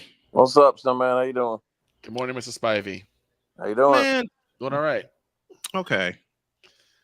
I have a few things on my head. And considering some of the pictures that Jay sent to me over the weekend that had me laughing,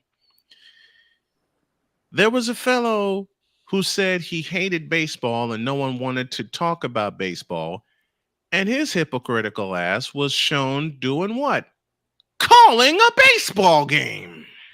Yes, he was. He was. Y'all want to explain that one to me? What? Well, I guess it's part of his high school calling program he's doing now.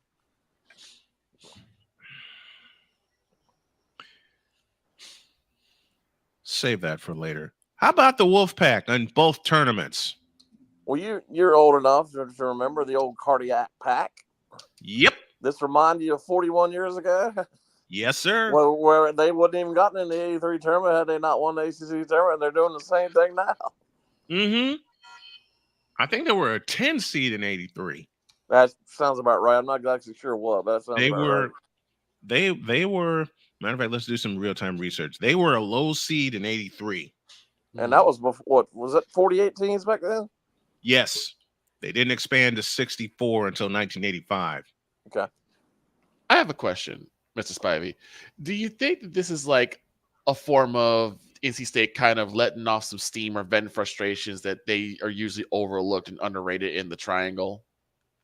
There might be a certain tinge of that, but because they've always had this chip on their shoulder about where they, especially, well, yeah, I guess football and basketball, I guess they have a chip on their shoulder, but where they're the lesser known institution or that type of thing. But I don't know that there's that.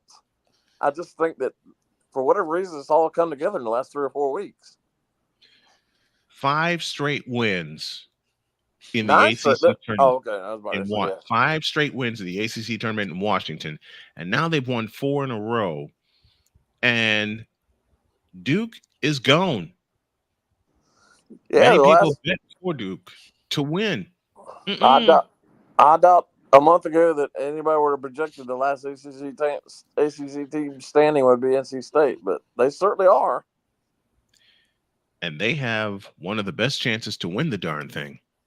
Listen, the way they're playing right now, I mean, the emotion they're on, the way they're playing, and listen, I don't care whether you like NC State or not. I'm not an NC State fan, but I don't hate NC State.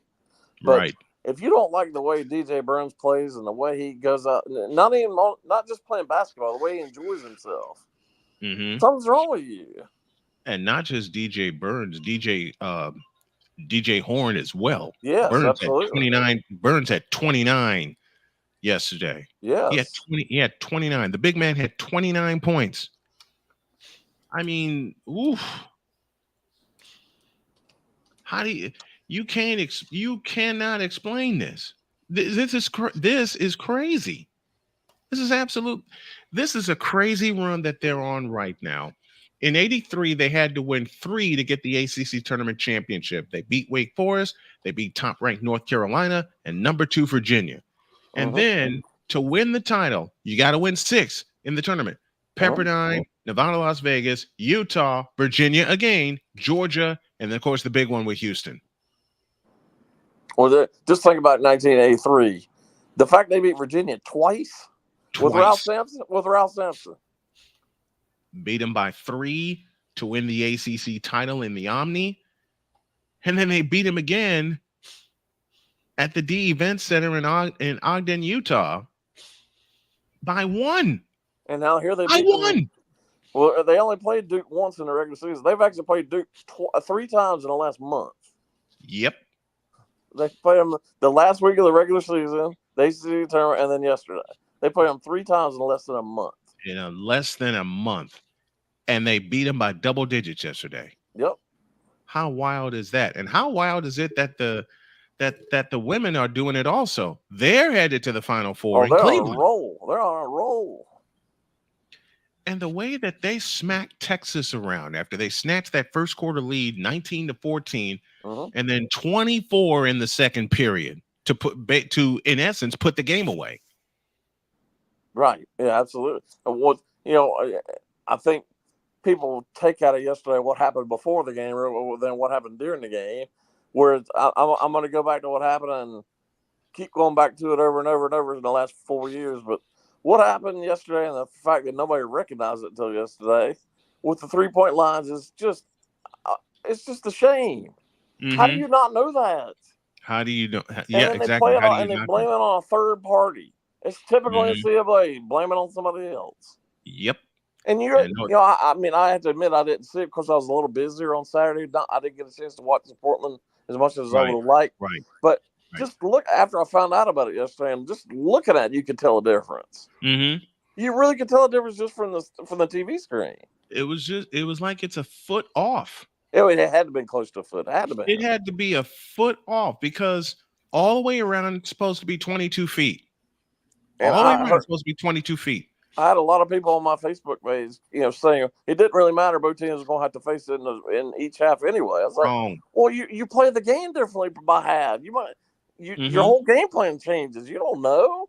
Yeah, it does. And not only that, it's just a bad look for women's basketball. Once again, somebody does something wrong with women's sports. And it continues to be, the look continues to get worse for women's basketball. And as the Texas coach yesterday said during his press conference, he said, I hate to be that guy saying this, but I almost had to. He said, this would only happen in women's sports. And he's right. He is right. He's 100% right.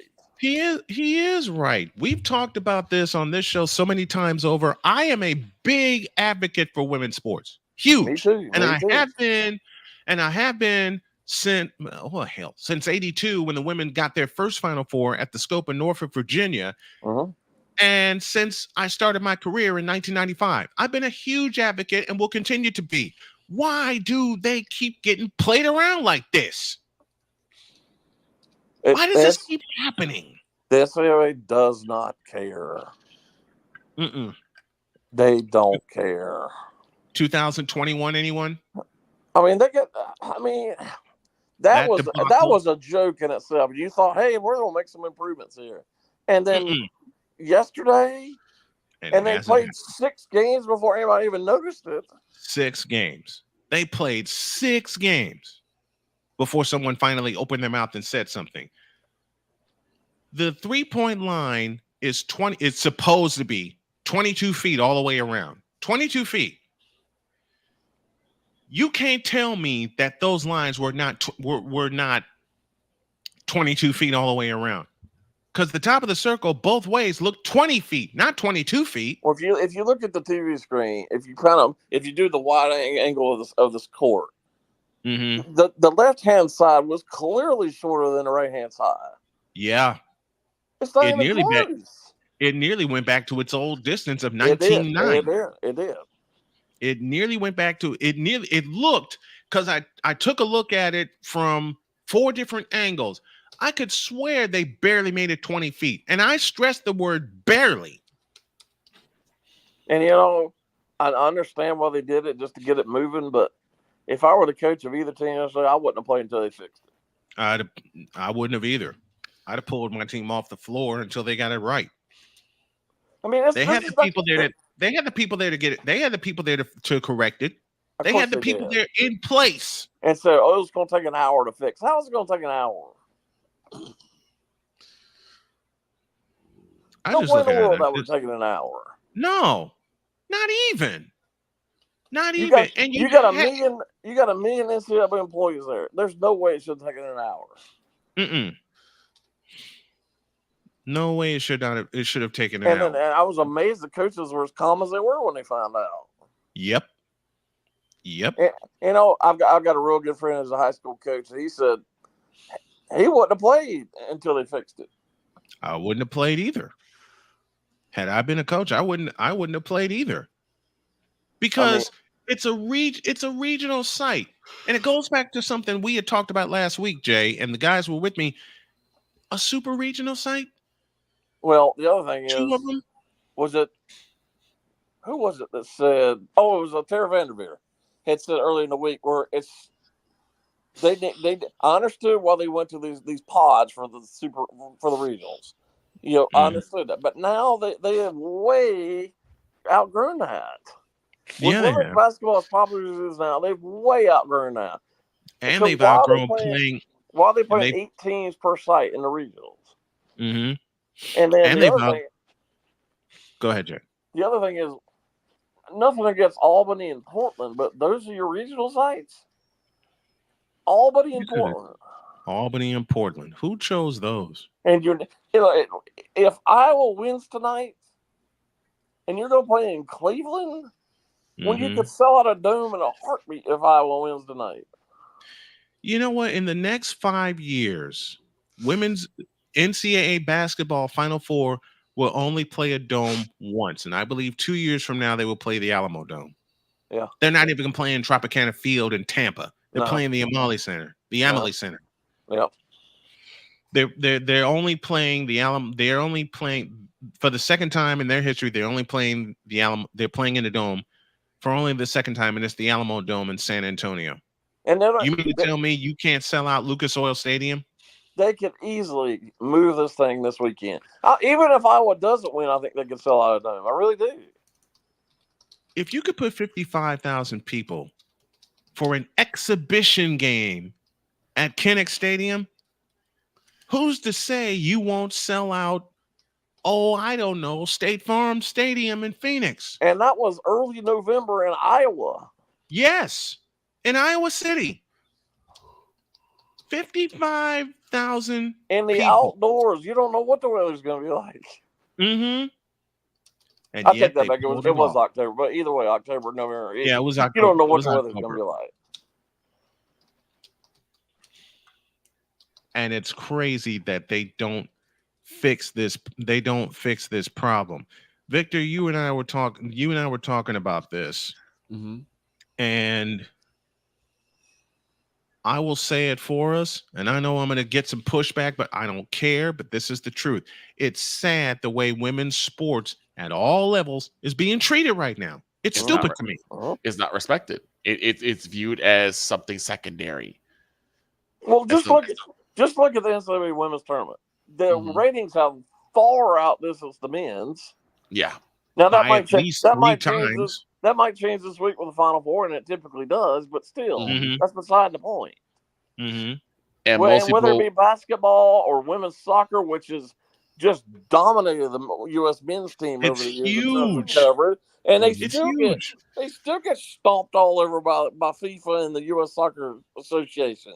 And having to play on field turf instead of grass. I mean, the last women's soccer game that I wasn't a part of as a broadcaster that I saw play on grass was 1999, and that of course was the Rose Bowl in Pasadena. Yes, that was the last time I saw a women's soccer game played on grass. And Shane brought this to my attention that the last time a women's soccer game was played on grass, because they started experimenting with field turf right after that, was 1999. Well, at the Rose Bowl.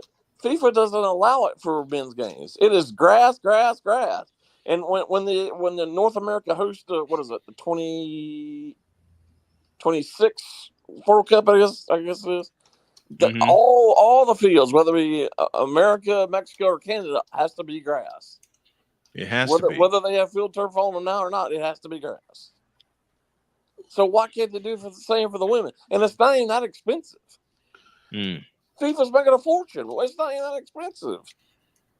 Well, apparently it's too much. Apparently it's too much right for them to ask to do this. Let me go to Shane for a moment. And Shane, we've had so many talks over the years about how women's sports, not just basketball, but women's sports is mistreated. Lately, 2026 is your answer, Jay, of when USA will host again. That's what I thought.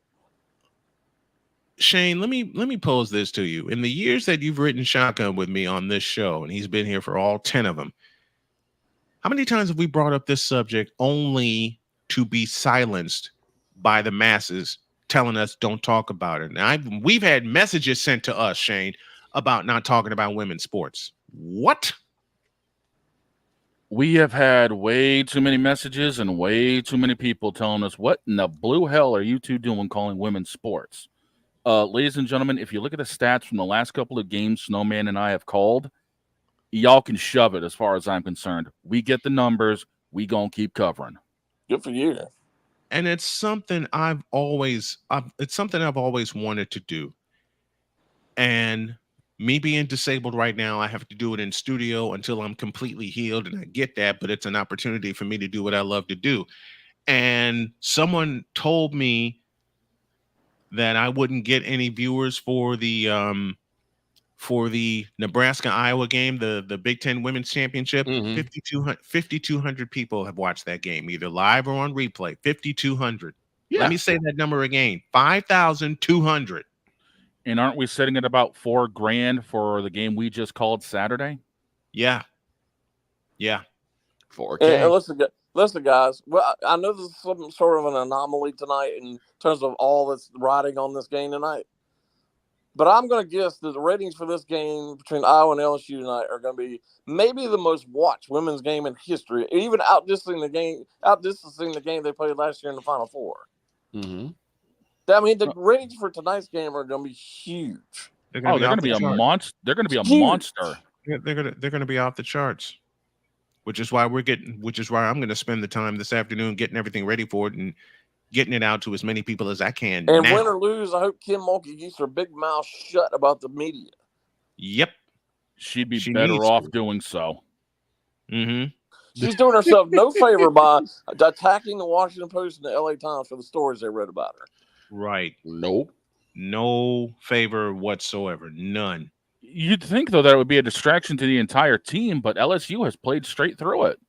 Now, here's the question: is it going to be a distraction tonight with everything that's hanging in the balance and the magnitude of this game? She didn't really bring it up until Friday.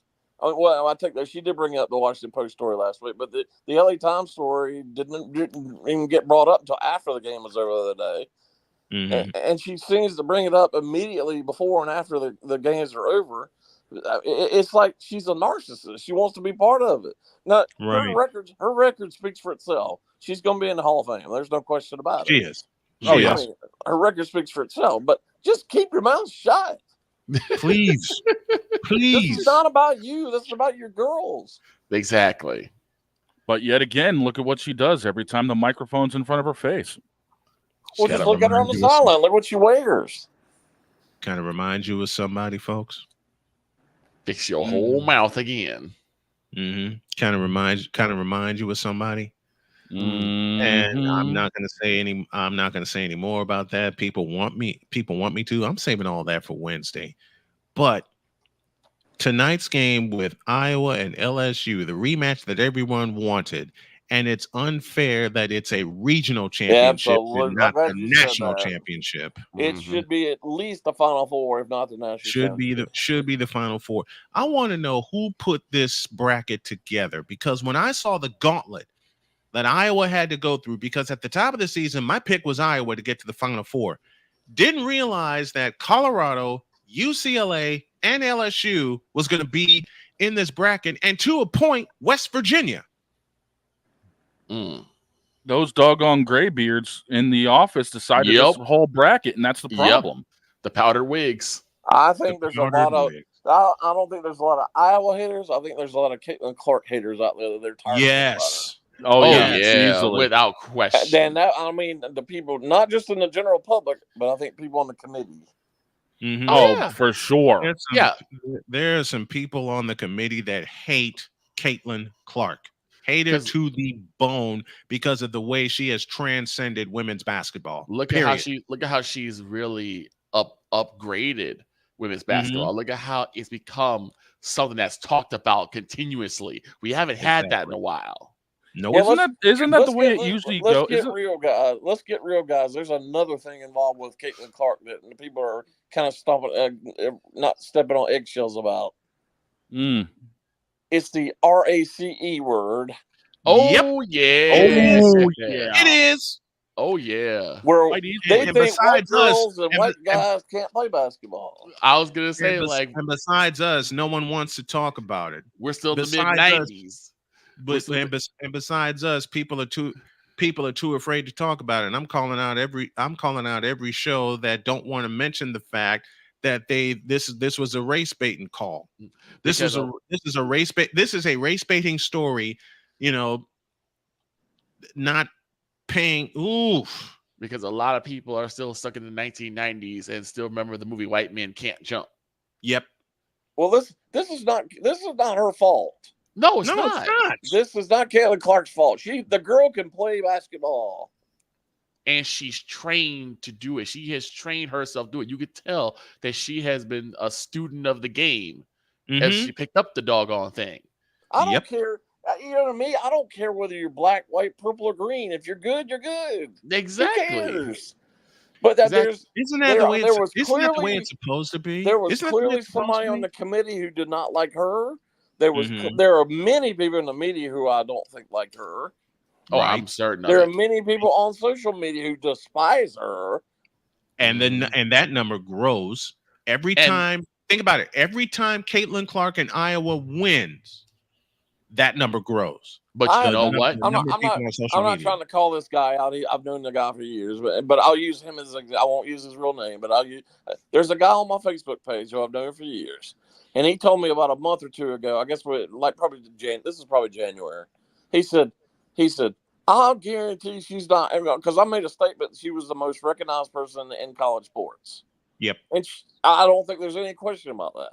He chimed in. He goes, well, I think Zach Edey is. Well, how many people who follow, or not just the general public who don't follow college basketball at all? How many, if you walk downtown in whatever city you're in, other than West Lafayette, Indiana, would know who Zach Edey was? No, exactly. Now, if you said the name, everybody would know. No one knows who Zach Edey is, and everybody knows who Caitlin Clark is. I was gonna say if you asked them like through name recognition and said Zach Edey, they'd be like, who? Exactly. It's not even close. It's not. It won't ever be close either. It won't ever be close. I mean, you say Caitlin Clark. The next question for people is, when are they playing? Well, you say Zach Edey, and they're like, women who? or men who don't follow basketball or college basketball or sports in general, because she's big part of the general just pop culture lately, and it goes way outside the realm of basketball. People know who she is. Exactly. People know who Zach Edey is. And besides, has Zach Edey sold out every game that Purdue has played this year? No. Caitlin Clark has. She sold out all the games she's played, road or home, and I think there were two neutral site games that were not, but all the rest of her games have been complete sellouts. So I go back again. I understand Cleveland wants to have this fun.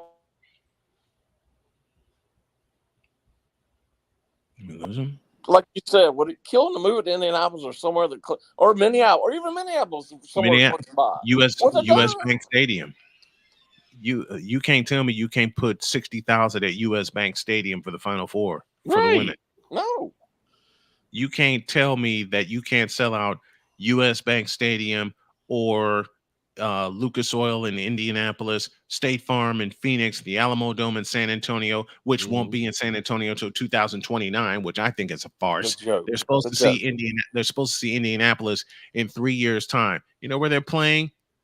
Bankers Life Fieldhouse. Well, I know Caitlin Clark's getting ready to leave, and that was her choice. She could have stayed another year.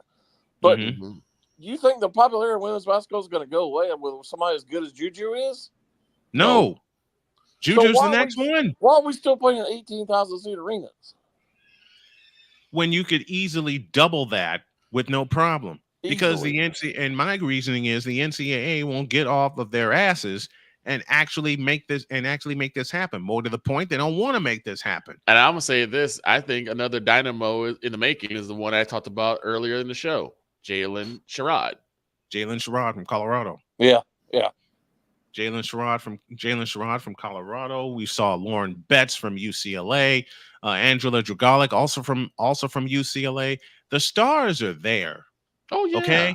The stars are there, and they continue to come in because the recruiting for women's hoops is getting better. But I go back to 2021 in Indianapolis and you know the idea that where the Super Pod came from? Indianapolis. Yep. 3 years ago. Well, that was 3 years ago. Everything played in Indianapolis instead of the usual setup. Well, yeah, Everything played in Indianapolis. I've heard horror story. You know, they play for whatever reason. They played one of these pods over the years at Bridgeport, Connecticut. I've heard horror stories about what a dump that arena is. They would never do that with a man. Never. Nope. Just makes me wonder why they're doing this now. Let's put a pin on that. Just to let you know, I don't know if you guys just saw the alert, but Tennessee has just fired Kelly Harper for some unknown reason. I guess they think Pat Summitt's going to walk through the door sometime soon. But they just wow. Yikes. And she was one of their best players under Pat Summitt. Absolutely. Wow. She was one of the best players under Pat Summitt, and now she's somebody's not thinking. When it rains, it pours, gentlemen. I don't know who they're going to get better than she is. Nope. Because no other legend for Tennessee is going to walk through that door. Dawn Staley, I mean, the SEC is a great conference, but nobody's going to catch Dawn Staley the way they're doing things. Nope. And that goes back to what you're saying, that the stars. I mean, you think the talent's not going to go to South Carolina? No. Come on, they're going to go play for her. In a heartbeat, they will. I mean, whether you like Kim Mulkey or not, I mean, they're going to go to LSU. Yep. All the coaches that have had all the stars, Lisa Bluter, Kim Mulkey, Dawn Staley.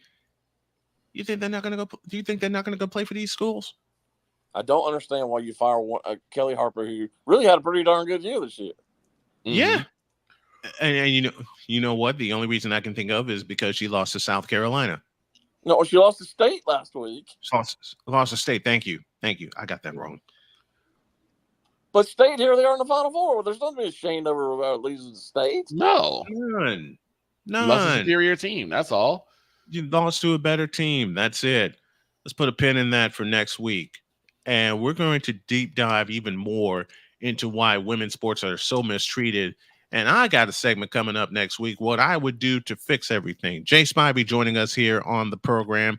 As always, each and every Monday to close out the show. Thank you very much, my friend. I truly appreciate it. You're welcome, guys. Thank you. Later.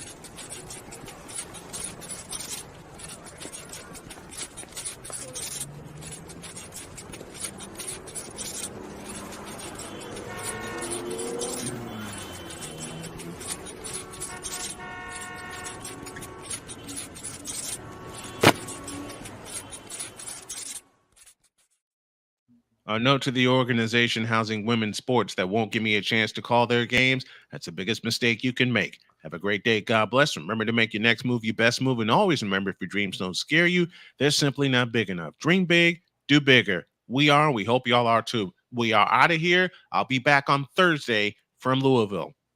God bless y'all. So long, everybody.